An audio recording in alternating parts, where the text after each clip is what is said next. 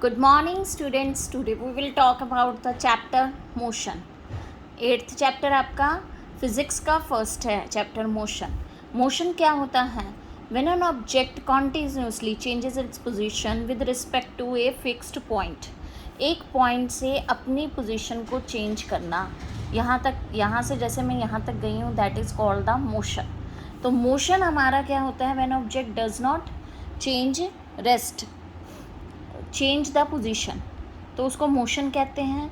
Rest है जिसमें वो चेंज नहीं करता. जैसे आप बैठे हुए हैं, लेकिन बैठ के अगर आप काम कर रहे हैं दिमाग से, तो वो आपका मोशन नहीं कहलाया जाएगा. जब आप एक जगह से उठकर दूसरी जगह पर जाते हैं और जब आपकी बॉडी में मूवमेंट होती है, उसको मोशन कहा जाता है.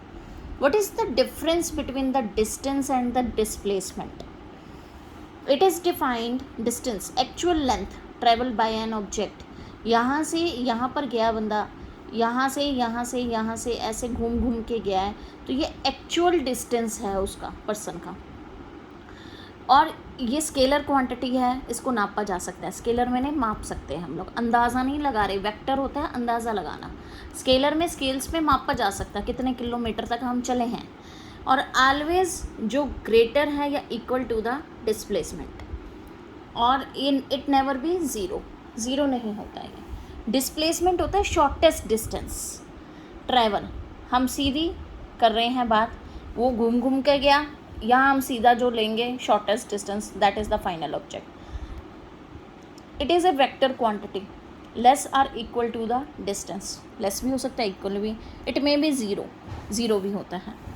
सेकेंड है uniform and non uniform motion. Uniform होता है if the object covers equal distance in equal interval of the time.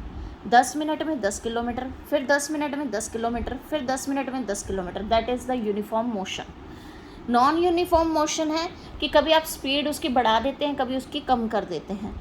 तो इक्वल मिनट में equal object cover unequal distance in equal interval of time. जैसे 10 minutes में 15 kilometre उसने कर लिया, फिर 10 मिनट्स में 1 ही किलोमीटर किया, 10 मिनट्स में 50 किलोमीटर भी ले जा सकता है वो, बहुत स्पीडली अगर गड्डी चला रहा है. तो ये नॉन यूनिफॉर्म हो जाता है. ठीक है, तो ये आपको अच्छे से डिफरेंसेस याद भी करने हैं बहुत अच्छे से. Difference between speed and velocity. Speed क्या होती है?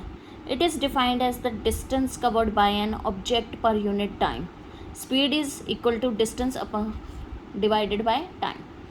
जितना डिस्टेंस हमने कवर्ड किया है उस और कितने टाइम में किया है, उसको हम स्पीड निकाल सकते हैं. स्केलर क्वांटिटी है, always positive and never zero.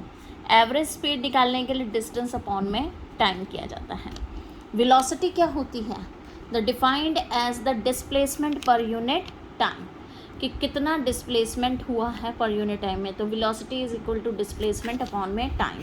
Vector quantity है, इट में भी पॉजिटिव, नेगेटिव और ज़ीरो. और एवरेज वेलोसिटी निकालने के लिए डिस्प्लेसमेंट अपॉन में टाइम होता है. तो आपने कौन कौन से डिफरेंशिएट किए? डिस्टेंस एंड डिस्प्लेसमेंट में, स्पीड एंड वेलोसिटी में, uniform and non uniform motion में. 3 डिफरेंशिएट हमने आज किए हैं. एक्सेलरेशन क्या होता है? Third point, rate of change on velocity.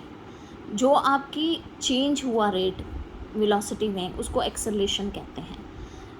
या let an object of mass m moving initial with velocity v after a time t due to the some acceleration a it reaches its final velocity. तो acceleration is the change in velocity divided by time.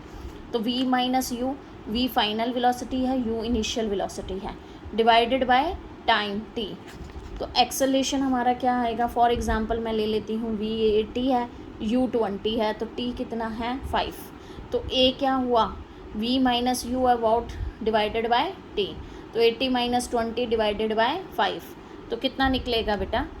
12 metre पर second square. तो ये हमारी acceleration आएगी. ठीक है, आपको यहाँ तक लिखना भी है फेयर कॉपी पे, और एज इट इज़ ही लिखना है बच्चों, और एज इट इज़ ही लर्न करने हैं चैप्टर के notes. Thank you and have nice day.